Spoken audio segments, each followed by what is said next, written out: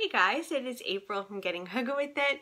Today I'm here to talk to you about audiobooks that I have loved. I think that I read, like most of the time, about half of the books that I read in a given month are audiobooks. These are some of the very best audiobooks I've listened to in a very long time. So if you're up for that, keep on watching.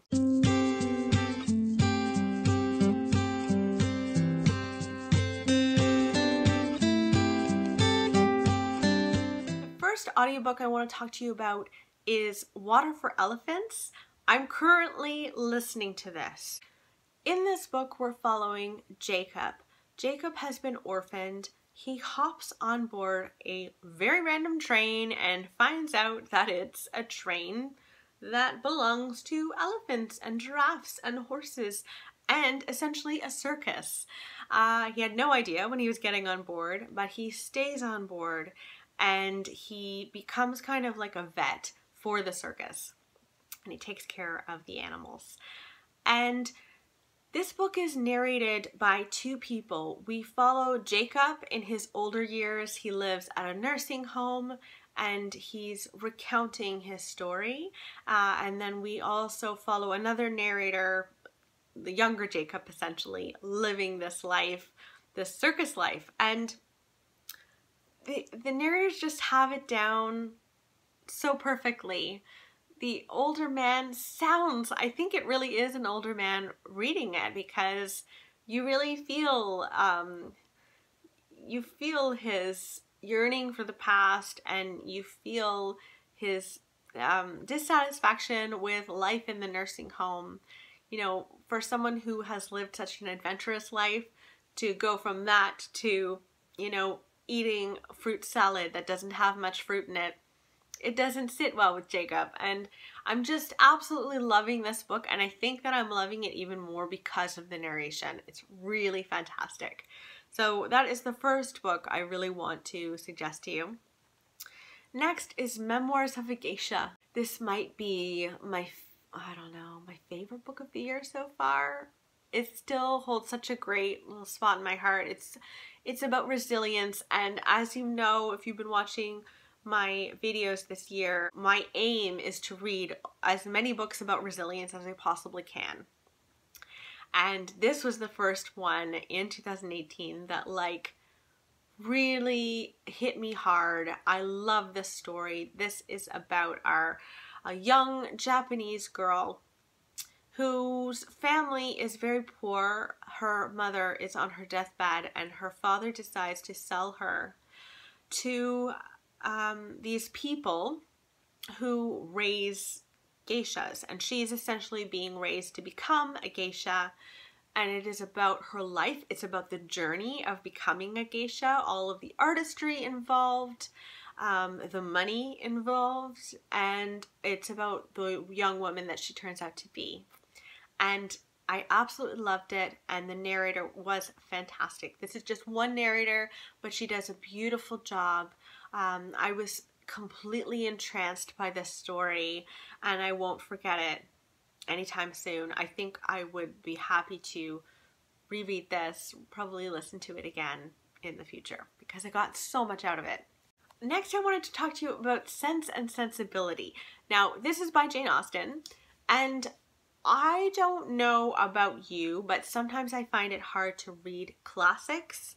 Now, I was an English lit major. I've read plenty of classics in my life, but now that I'm reading things like Water for Elephants, it can be hard to go back because the language is slightly different.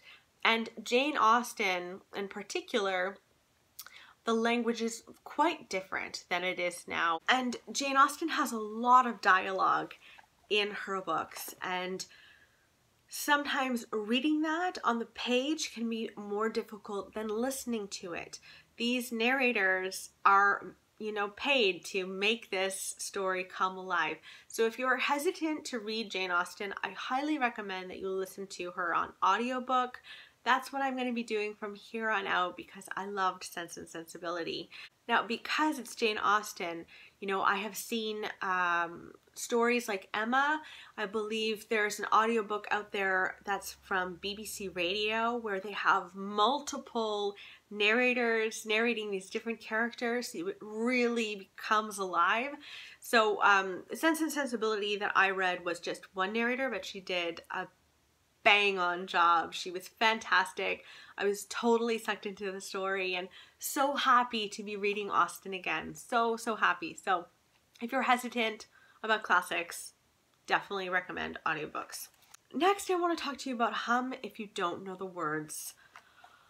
This book is another book that I read in 2018 that has this soft spot in my heart.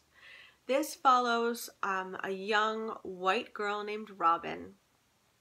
Robin has lost her parents and she moves in with her aunt, who is like a single woman, isn't used to being around children, and she takes her in, and it is about their storyline. It is also about the storyline of Beauty. Beauty is a Black woman, and she has lost her child. Her daughter has gone missing and she's trying to find her. Now, this is set in South Africa during apartheid.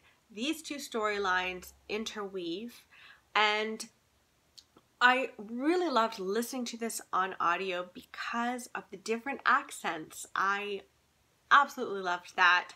It really made the story come alive, and this was one of those books. I think it's the only book that I've ever read that has given me goosebumps. I highly recommend you don't go and listen to people's reviews of Hum If You Don't Know the Words. They will spoil.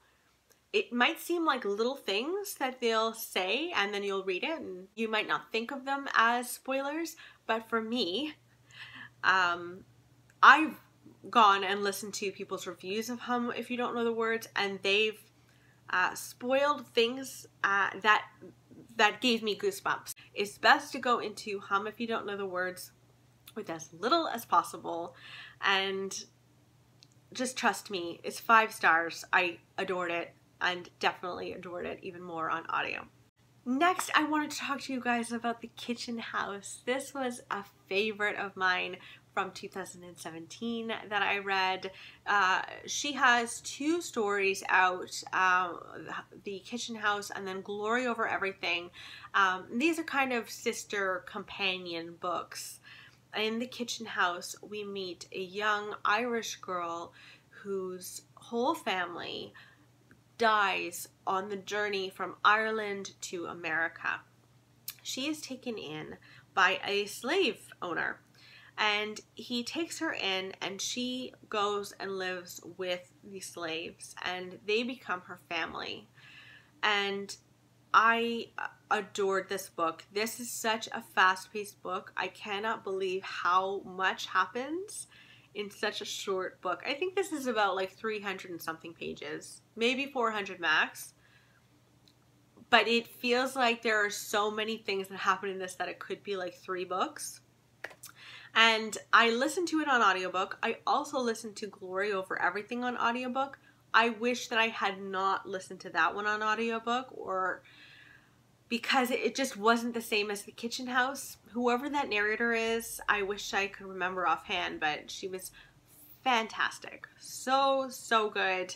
And this storyline sucks you in, and I found myself like cleaning extra things just so I could listen to it at the same time. You know, those are really good books when you will clean your house top to bottom just so you can listen to the story. The last book I want to talk to you about is The Boston Girl by Anita Diamant. I really loved this book. This is about a woman who is living in Boston. I think it's during the 1910s, I want to say, and it's her growing up story.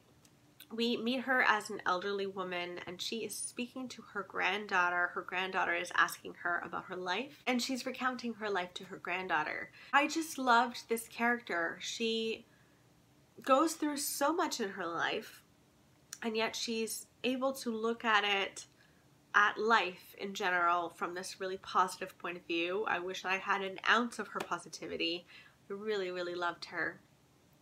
And we meet her throughout her life. We follow her from childhood into teen years. We follow her friendships, and we follow her fall in love, and I just adored it. So that is another really great audiobook. I loved that you got the Boston accent in there. I really enjoyed that. So yes, I just wanted to share with you guys some of my very favorite audiobooks that I've listened to. Let me know if you guys listen to audiobooks a lot, and if you do, what are your favorite audiobooks that you've listened to, because I have a laundry list on my phone of books I want to listen to, but it's really hit and miss, right? So I would love your advice. So anyway, I hope you're doing well, and I will talk to you later. Bye, guys.